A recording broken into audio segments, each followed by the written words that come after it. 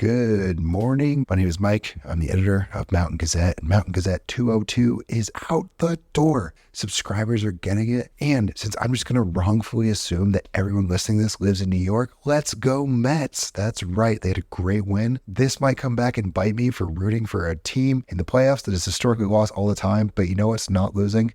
Print magazines. Enjoy the show and subscribe at mountaingazette.com. And it's still this sort of, Venice check, right? That bucket list mentality. And we try to go the other way and not shame anybody, not say, listen, you've never been to Venice. It's too late. Don't go to Venice. Instead, arm readers with the service that they need about when they should go, how they should do it, and why. And I think that is something that sets us apart.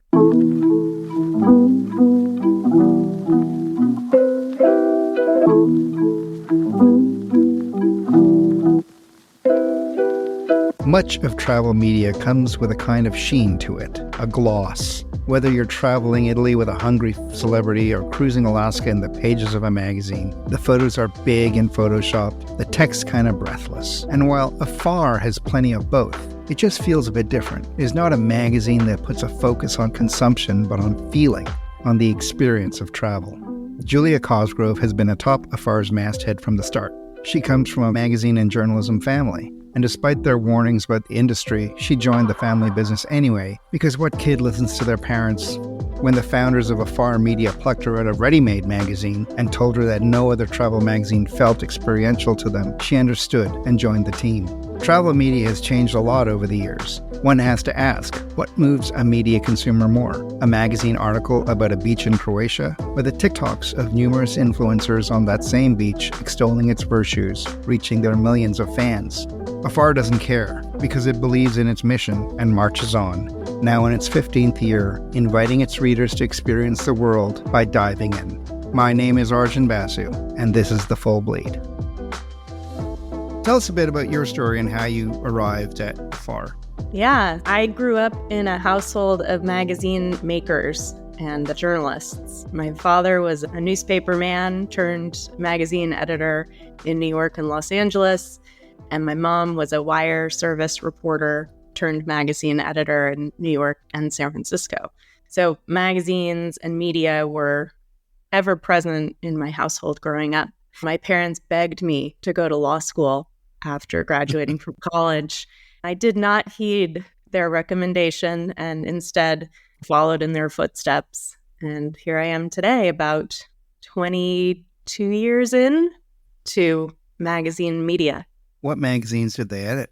My dad was a reporter and city desk editor at the New York Daily News. My mom was a reporter at United Press International, or UPI, which I think no longer exists, but was similar to the AP. And when we moved out to California in the late 80s, my mom was a senior editor at Parenting Magazine before Time Inc. got it. And my dad was an editor at TV Guide. Yeah. There was a while where everyone wanted to replicate TV Guide because even though the blocks of things were clunky, everyone understood that language. It was a visual language that everyone understood and everyone tried to copy it. And it was a cash cow. That's what people want to copy, that part, the cash cow part of it. Yeah. So I had this amazing exposure to the magazine business. And when I was in high school and thinking about where I wanted to go to college, there was only one possibility, and that was New York. And during college in New York, I interned at MTV Networks, dating myself a little here, and Business Week. So I was an ASME intern during the summer of 2001 and landed at Business Week when McGraw-Hill still owned it. Steve Shepard was the editor-in-chief, and it was just incredible. It was journalism school. And then the first few years out of college for me, working at Time Out New York, that was my J school. And now tell us about Afar, for people who don't know it. Yeah, so Afar was founded 10 years ago. Last month, we're celebrating our 15th anniversary, and it was started by two guys who didn't come from travel. They didn't come from media. One was a successful entrepreneur. The other They'd met actually in the Others Teach for America classroom, Joe Diaz and Greg Sullivan. And they started doing some trips together. They went all over India, and there may have been some beers involved. They felt like there was no travel media company at the time that was really speaking to what they termed experiential travel. And what that meant to them was traveling to really get beneath the surface of a place, connect with locals, and find the essence of it. And back in 2007, 2008, the other legacy titles, travel titles, were very focused on the escapist dream of travel. So lots of beautiful models on horseback, trouncing across a beach, and that just didn't feel real to them. And they were living in San Francisco at the time, and I had just left my role as managing editor of ReadyMade magazine, which had recently been acquired by the Meredith Corporation, and I knew it was going to be undergoing some changes. I thought I was done with magazines. I was going to go get a job at IDEO and do something really different, or maybe, attached to some sort of tech startup that was coming online in 2007. But I met Joe and Greg, and I just said, how could a person say no to trying to start a really different kind of travel magazine based in San Francisco in 2008? And so I actually helped our initial editor-in-chief, Susan West, write the blueprint for the magazine and have been here ever since. Your tagline is travelers who care. That's right. Much of travel media feels like it's about consumption. It's a catalog of things, places, experiences, restaurants, museums, you name it, that you can check off, consume. Yeah. It's like you have a list. And it leads to a sameness. And I think that's what you were getting at in terms of the founding of the magazine. And it feels to me like it makes travel kind of joyless. It just feels like it's missing the point in many ways. Yeah. And, in the 15 years that we've been doing this, when we initially started, we said, we don't want typical travel writing in the magazine. We really wanted to stretch beyond the roster of writers, pretty much who everybody was using at the time, and find writers who were interested in culture, in food, in art, in design, in philosophy, who could go deeper into a place and really tell the story of a place through the people who live there. And you're right. I think so much of travel, unfortunately, especially these days, is very focused on the transaction of travel. I overheard some women yesterday in a suburb out here in California talking about, I'm going to do southern Spain next month with my husband. So what does that mean? Believe me, I've probably said it. I've probably uttered those words. You're going to go to southern Spain, and hopefully you're going to go and try to have these experiences that open your mind, transform you maybe a little bit. Maybe that's a little too lofty, but give you a broader sense of how people in southern Spain live and the similarities and differences between how they live and how you live. And I don't feel like, certainly not when we launched, any of the other titles were really doing that. They're doing more of it now, for sure. Airbnb launched around the same time we did, and the Live Like a Local, I think, was used in too many advertising campaigns in the years between then and now. But it is intrinsic to what we try to do with Afar. And the Travelers Who Care tagline was developed coming out of COVID. The COVID years were rough for a small independent travel media company, but we made it through. And I think during that time, we had the opportunity to really reflect on what we were about and what we wanted to be about, and doubled down on this belief that travel really can be a force for good in the world. And when you embark on a trip with that in mind, that the travel experiences you're looking for really help to enrich the traveler personally, support the communities that you're visiting, and hopefully make a light impact on the surrounding environment. Speaking of the environment, because a lot of the rest of the magazine looks the same. It's glossy. The photos are beautiful. It'd be really hard to create a travel magazine with bad photos, but some manage. It's a beautiful magazine. But then more and more travelers are aware of, I don't like using the word footprint because it's misleading, because I think we should travel. And environment means different things. It's not just the fact that you're flying or going on a ship. It's what you do on the other end too. So how do you differentiate yourselves on that level?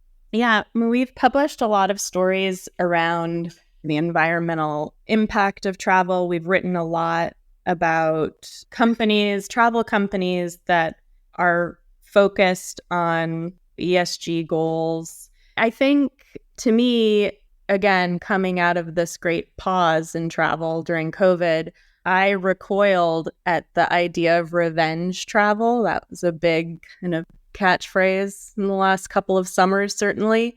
We know that there are places in the world during certain times in the calendar year that you really shouldn't go. There are too many other people there at the same time. You want to go to Venice in July, you're going to be surrounded by a bunch of other Americans being disgorged off cruise ships and shuttled in, and they're not even really spending money with the small businesses and mom and pop and family-owned shops that they should be. They're not staying overnight at the hotels. They're just in and out, and it's still this sort of, yep, Venice check, right? It's that bucket list mentality. And we try to go the other way and not shame anybody, not say, listen, you've never been to Venice, it's too late, don't go to Venice. Instead, arm readers with the service that they need about when they should go, how they should do it, and why. And I think that answering of that sort of why question is something that sets us apart. I hope it's something that sets us apart. And then there's the whole issue, I think, between travel and food. The internet has changed everything. And the whole rise of the influencer economy, especially on Instagram, has changed. How has it changed how you approach a topic, if it's changed at all? Obviously, all media has been disrupted and print media has been changed forever completely, but I see food and travel as especially challenged. I don't know if that's the right word. And maybe I'm just more attuned to it because those were the two areas I worked in back in my editing days. Am I wrong? Yeah, it's interesting. I think certainly food, and I was just slacking with our editorial team this morning about Gourmet and how I still own so many copies of Gourmet from the Ruth era.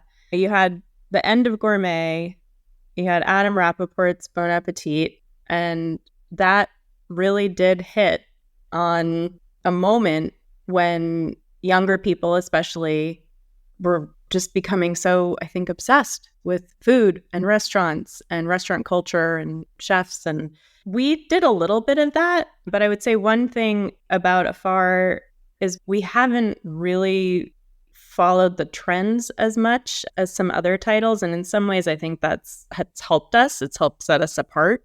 Because I'm based in California, I'm away from a lot of the New York media that I feel like sometimes can just eat itself. And before the pandemic, we were headquartered in San Francisco, and that was a very different place to be making a print magazine and doing digital media than Manhattan, I think.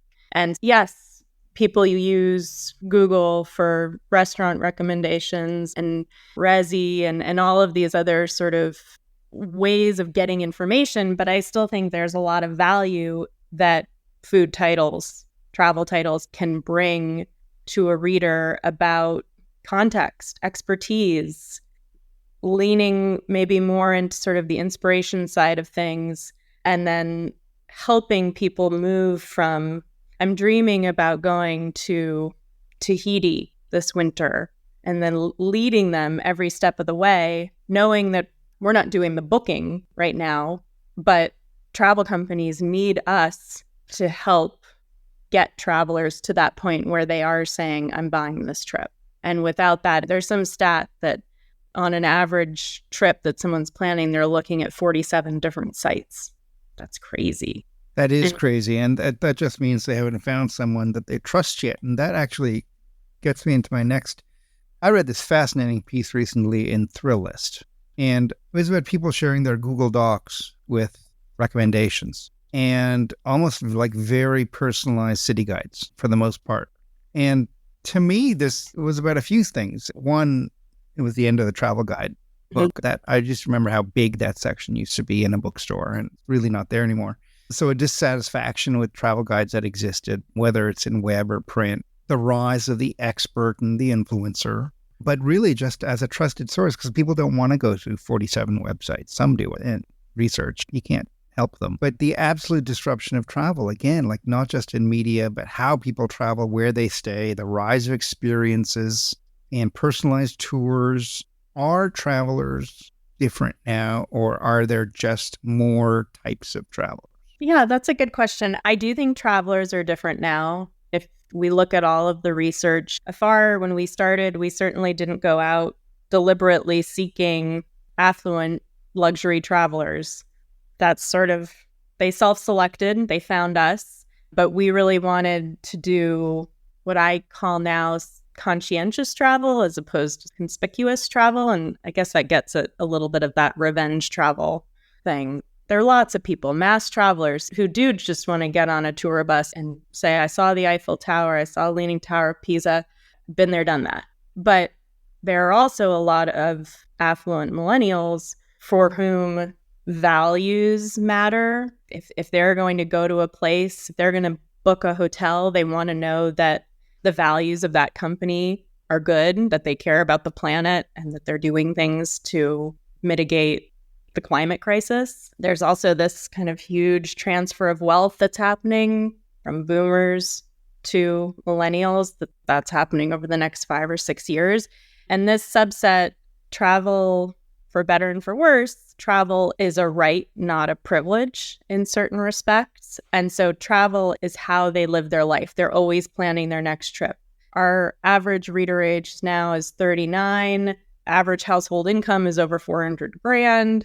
And they're taking 17 trips a year. Now, some of those are weekend getaways, but they're always on the go, and they want to know about the next place that they should go, because so much of travel is the joy of being there and being in the moment. It's also the anticipation of the trip. And so to always be planning your next trip somewhere, that brings people a lot of joy, I think. We'll be right back. Hi, this is Jeremy Leslie at Mag Culture. We're proud to support The Full Bleed because we love magazines too. Visit magculture.com and see why print is far from over. It's just getting started. Read the journal for interviews and reviews, listen to our podcasts, visit our shop in London and online, and come to our live events in London and New York. We love magazines. Subscribe to our newsletter for weekly updates, all at magculture.com. Print is Dead is made possible by the support of the Society of Publication Designers. The SPD powers the future of visual storytelling, setting the standard for editorial excellence and shaping the future of visual culture. For more information, visit spd.org. Do you work with tourism boards at all, or no? We work with tourism boards. Do you take fam trips? I myself don't do a lot of fam trips, no. The higher up you are on the masthead, actually, the less trips you take. This is like the first rule of a travel magazine. But I just find that the tourism boards and the promotional agencies also are really aggressive now, much more aggressive than they used to be in attracting media. And more, it does feel like the shortcut is to bypass media and go straight for the influencer types, because it's easy to monitor or to measure their hits on Instagram and stuff. And there's that tricky balancing act that has existed from the beginning with travel magazines in terms of the editorial freedom. And there's a lot of don't bite the hand that feeds you in travel media, which is part of the problem, I think, which is also one of the reasons why those personalized things on Thrillist, for example, on Google Docs, I should say, are rising in value and in popularity. And you get these really niche travel magazines now that are even smaller than yours. How does Afar, again, deal with that reality too? Like in terms of, I don't want to say the word authenticity, but how do you get beyond that? Because you look at your magazine, a lot of pages of sponsored sort of storytelling that looks different from the rest of the editorial well, but it's there. And that's a travel bread and butter as well. Yeah. Domestic DMOs, destination marketing organizations, they're one of our biggest advertisers if you look at our advertising mix. And again, especially coming out of COVID. I was actually just with some folks from Visit California and some smaller California DMOs. I think of my role as consultative to them. Like, we know what Afar travelers are interested in. We know the demographics and psychographics of our readers. And we know that they are the people who these destinations most want to come to their places because they stay longer, they spend the most. In terms of the editorial integrity, like, we follow the ASME guidelines. I'm a stickler for that. And anything that we are being paid for is marked. It's actually done by our marketing team. That's rare, actually, in travel media these days. So you're right. It's definitely more of a gray zone than it was 20 years ago. There's no doubt. But I think it's a dance that you do. And I learned a lot from the Visit California folks about where they're seeing travelers coming from and for how long. And so it is a partnership in the sense of we learn from them, they learn from us, I think. And as far as the influencers go, obviously it's a huge economy. I think I've probably been saying the death of the influencer will come soon for the last decade or so. So still seems to be going strong. But for me, I've personally gone off of most of the platforms with the exception of LinkedIn. For me, what was great about it when I was on it, and I'm mostly talking about Instagram, was the sort of discovery element. So finding new writers, new photographers who live in the places that we want to do stories about.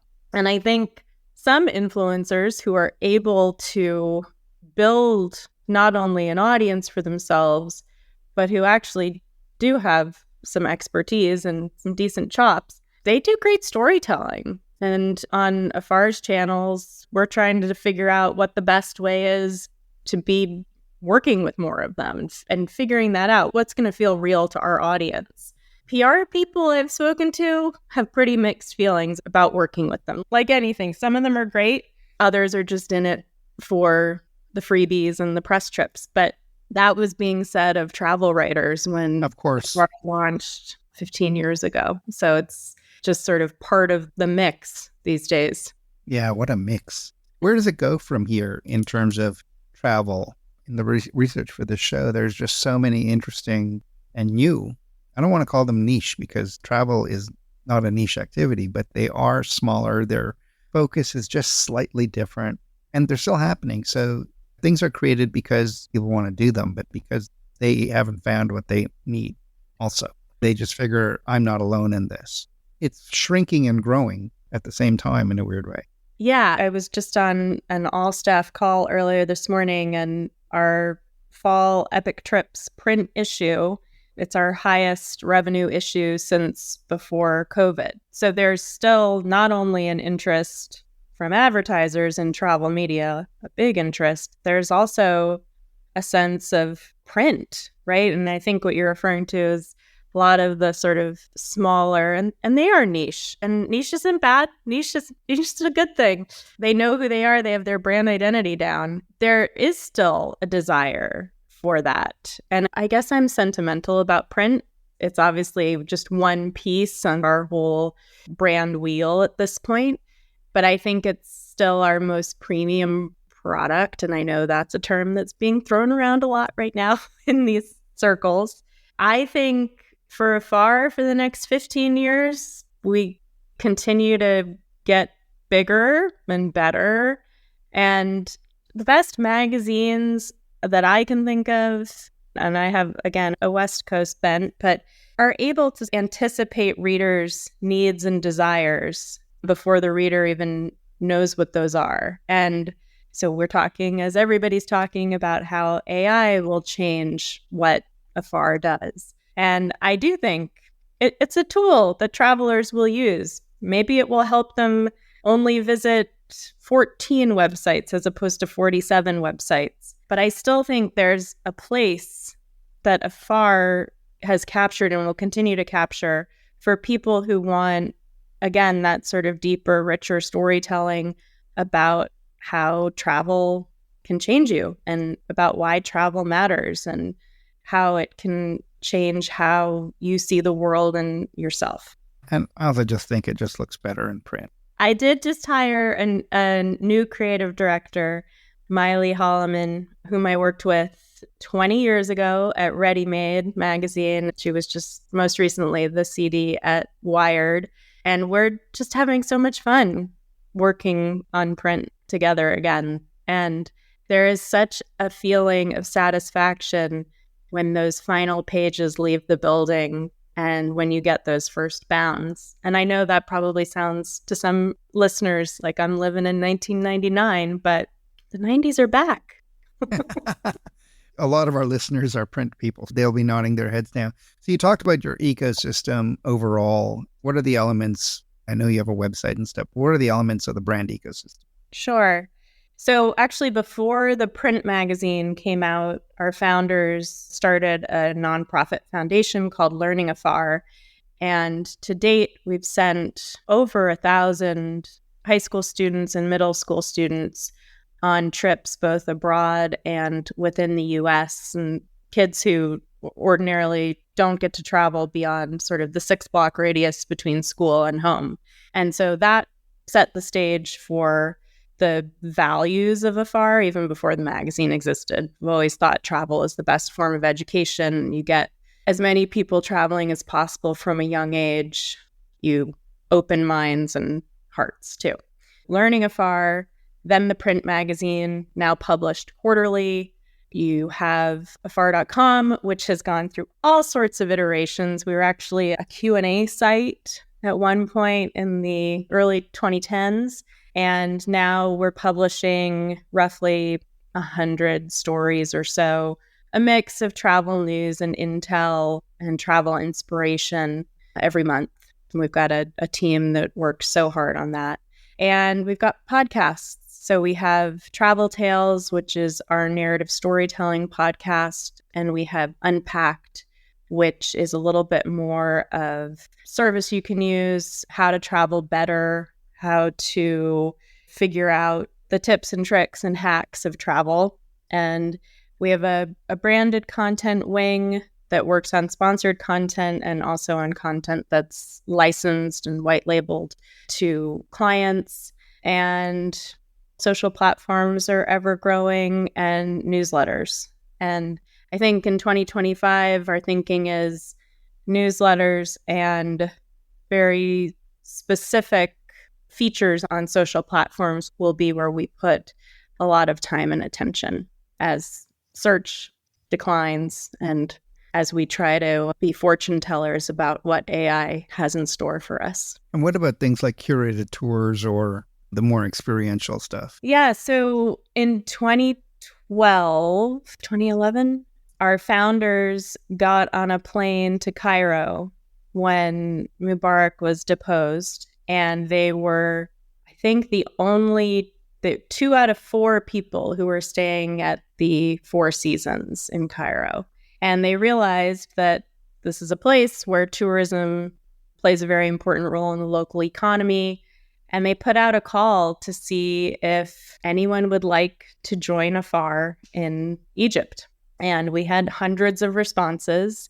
And we took a group, it was about 60 people, for 3 days, 4 days of very intimate gatherings, lectures, workshops, visits to ceramic studios, and discussions with leaders of the revolution, influential architects. And it was just a closing party at the pyramids. It was a truly incredible trip. And that spawned Afar Experiences, which were trips that we did for a little less than a decade. We haven't done any since COVID, but we went to Joburg and Charleston and Seattle, Sydney, Dubai, and they were amazing trips. We decided the margins weren't great on them, but we do think that there's probably something in the future for us, still figuring out what that is, of people who love Afar, love the brand, and would like to figure out how to travel afarishly. What that means, we're still figuring out. Yeah, it just seems like it's a brand play more and a loyalty device. When you're creating community of people who are experiencing or sharing experiences beyond the print, which just, that's what travel is in the end. It's experiences. Absolutely. It's not that I bought that gelato. It's that I had it and how it felt on my tongue and what it made me feel like. That's the difference between aspiration and inspiration. You're in the Bay Area and you don't have an office. So where is the staff? That's right. So when we were looking at cost expenditures during COVID and coming out of COVID, we realized we're a brand that's all about the entire world. And maybe we should have people be based all over the entire world. So we're fully dispersed workforce. We've got a few folks still in the Bay Area, a handful in the tri-state area, and then as far afield as Nairobi, Los Angeles. Our Singaporean just became an Angelino. We've had folks in London. So we figured out how to work across time zones and actually ship an issue and use the time differences to our advantage. There is something to be said for having, especially for a travel magazine, having people all over the world as opposed to just continually sending people abroad. That's something that we really have put a lot of attention around in terms of who's writing for us, where are they based, who's shooting our stories for us, and where are they based. And the team even has objectives and key results around working with local folks. It's very important to me that we're being really intentional about making sure that we have a broad diversity of voices represented in everything we do. What are 3 magazines or media that really excite you right now? I'm going to use a broad definition of magazines. So August. Absolutely. Okay. August Journal, which you should absolutely know about if you don't. It's a travel and design. I think it's a quarterly, maybe a couple times a year. And the gentleman who puts that together, Dung Noi, is just every issue you just want to keep on your coffee table forever. And it inspires you to get on a plane and go. The other recommendation I would make is Kelsey Keith, who was at Dwell for a while and is just a great design thinker and editor. She has a Substack called Ground Condition, and it's always full of yummy links to things I didn't know about in the design world. And then I have a book recommendation for anybody in editorial or otherwise called The Editor, and it's how publishing legend Judith Jones shaped culture in America. And it's by Sarah B. Franklin, and it's a biography of Judith Jones, who was a book editor at Knopf for many years and who published not only Julia Child, but you'll find out if you read the book, saved the manuscript of the Diary of Anne Frank for translation when she was living in Paris in the 1950s. And it's just a beautifully written, beautifully told book about someone who has not gotten her due and deserves to. This has been The Full Bleed, a podcast about the future of magazines and the magazines of the future. The Full Bleed is a production of Magazium LLC. This episode was produced by Patrick Mitchell. If you'd like to comment on the show or just, start a conversation, send me an email at hello@magazium.co or visit our website at magazium.co, where you can read transcripts of all of our interviews along with portfolios, archival photos, links, and more. We've got a swag shop too. And a reminder to those of you who still read fiction, my next novel, The Reads, is out in October and available for pre-order just about everywhere. My name is Arjun Basu. Thanks very much for listening. Welcome to the future.